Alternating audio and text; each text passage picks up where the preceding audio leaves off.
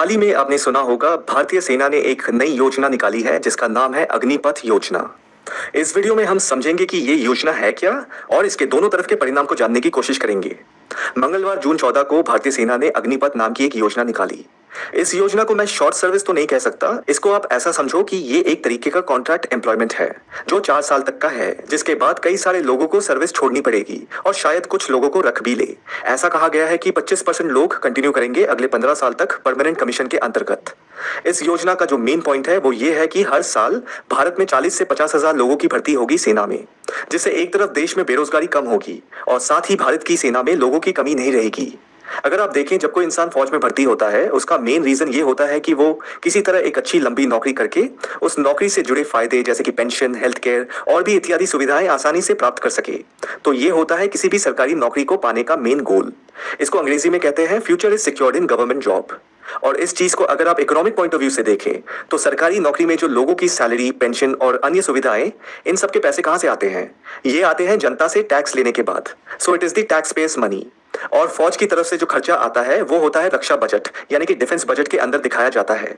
जैसे जैसे हर साल महंगाई बढ़ती है उसी तरह पूरे देश का और देश के अंदर अलग अलग गवर्नमेंट डिपार्टमेंट का बजट भी धीरे धीरे बढ़ता है। बोझ शब्द को इस्तेमाल करना ठीक नहीं रहेगा, फिर भी समझाने के लिए मैं इस शब्द का उपयोग करूंगा।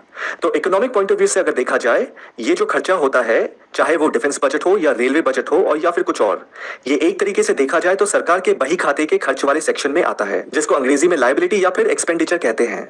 तो इस अग्निपथ योजना का जो मुख्य कारण ये बताया जा रहा है कि सरकार इस योजना के तहत देश का खर्चा कम करना चाहती है, क्योंकि अगर आप 4 साल में 75% लोगों को निकाल दे तो आपको उनके फ्यूचर के पेंशन, बेनिफिट इत्यादि के बारे में सोचना नहीं पड़ेगा।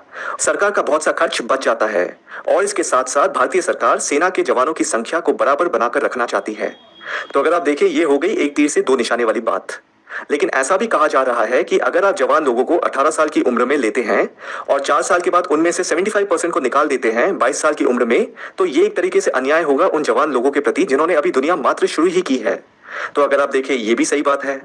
और अगर इस चीज को आप थोड़ी सी चेष्टा करके पॉजिटिव साइड से देखें तो हमारे देश के 18 से 22 साल के युवाओं को जब मिलिट्री ट्रेनिंग मिलेगी और साथ में 30,000 तनख्वाह, इससे उनकी फिजिकल और मेंटल ग्रोथ होगी एकदम एनडीए वाले युवाओं की तरह, और ये उनके जीवन के महत्वपूर्ण समय को समझने में काफी मददगार साबित होगी।